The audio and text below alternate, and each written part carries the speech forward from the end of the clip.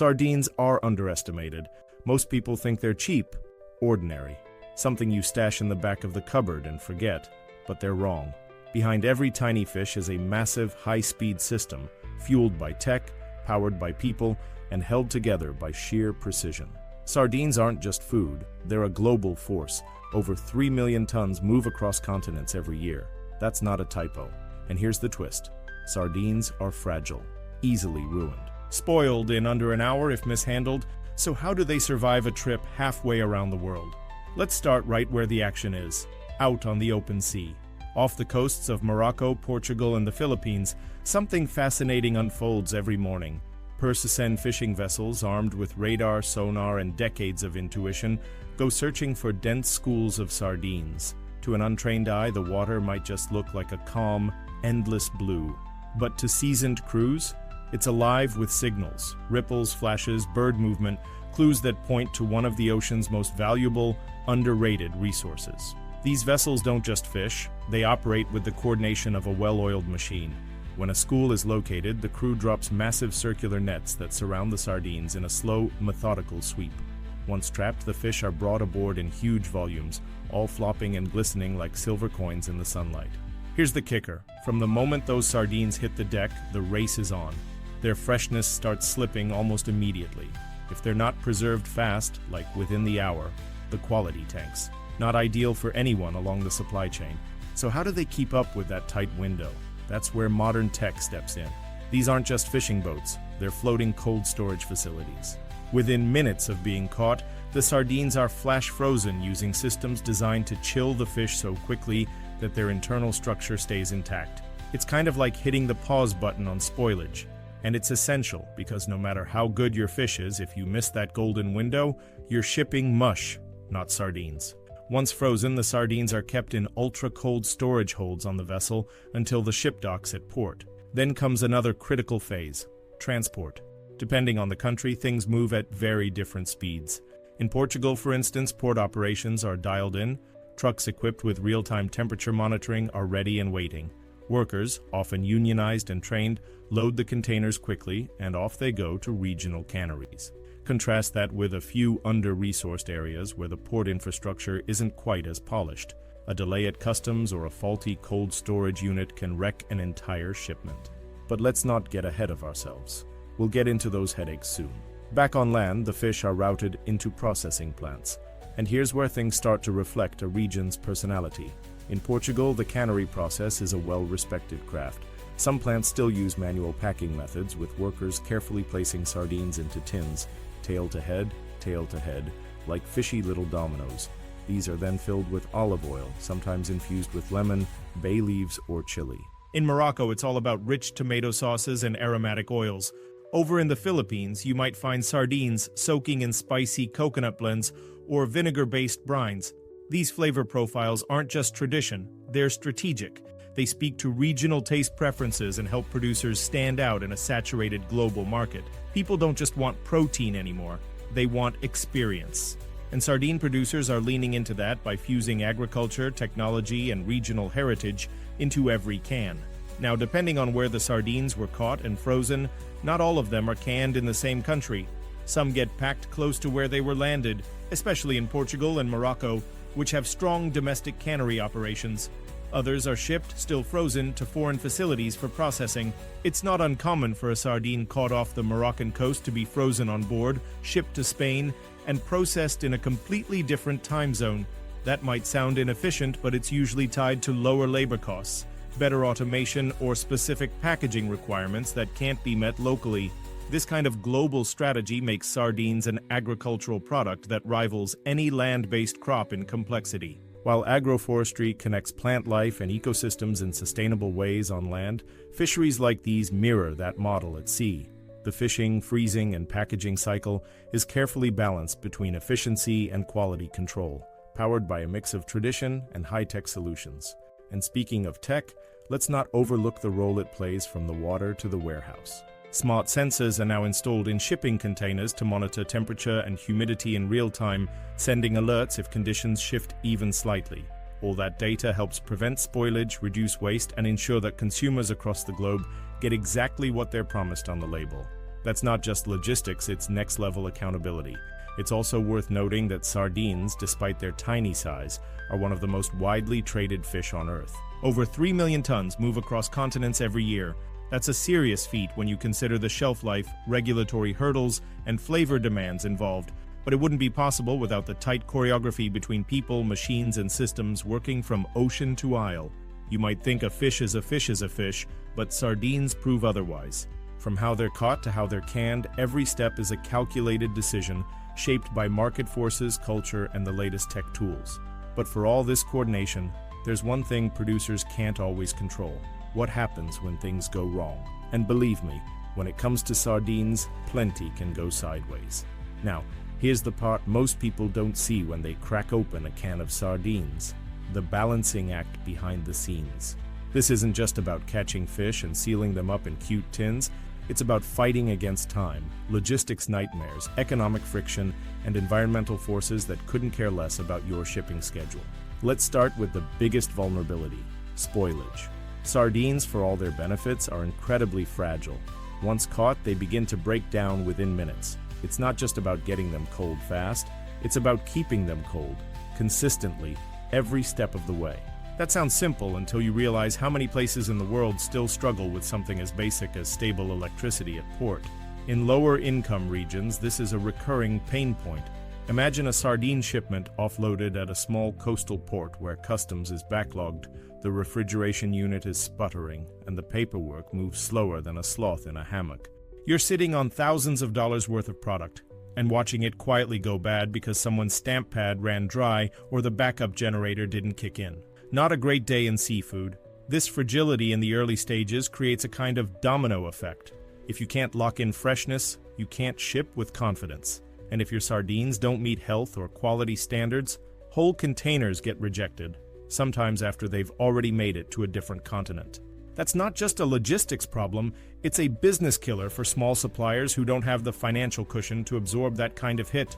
Now, layer in the environmental factors. Sardine populations are notoriously sensitive to changes in ocean temperature.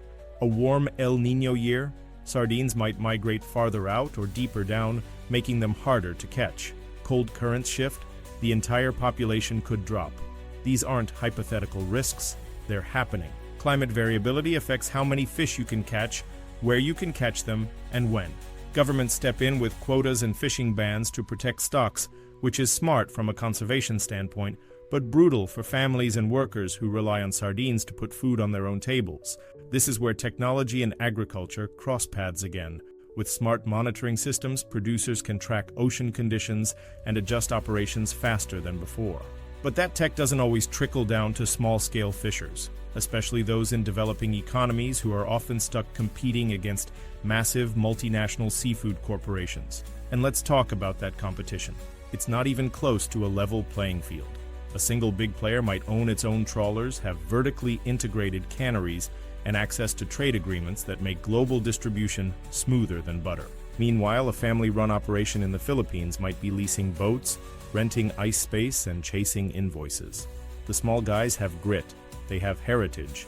What they don't have is leverage. And when it comes to global agriculture and seafood tech, leverage is everything. This imbalance often leads to pricing issues. Big conglomerates can afford to sell low and still profit because they control so many parts of the pipeline. Smaller producers, they're squeezed, forced to either sell at razor-thin margins or find niche markets that value artisanal or regional flavors. That's tough to scale even with the right tech. And when tariffs or export regulations shift, which happens more often than you'd think, small exporters don't just lose profits, they lose access entirely. And speaking of politics, sardines, oddly enough, sometimes end up tangled in trade negotiations. Think that sounds like a stretch? Here's the thing. When you're dealing with 3 million tons of globally traded product, even a minor policy change, like new import duties or changes to fishing rights, can ripple through the entire supply chain. Sardines become a bargaining chip. Not as dramatic as oil or grain maybe, but important enough to spark headlines in fishing communities. A tariff hike between the EU and Morocco, for example, can send prices soaring or tank overnight. One month, your product is flying off shelves.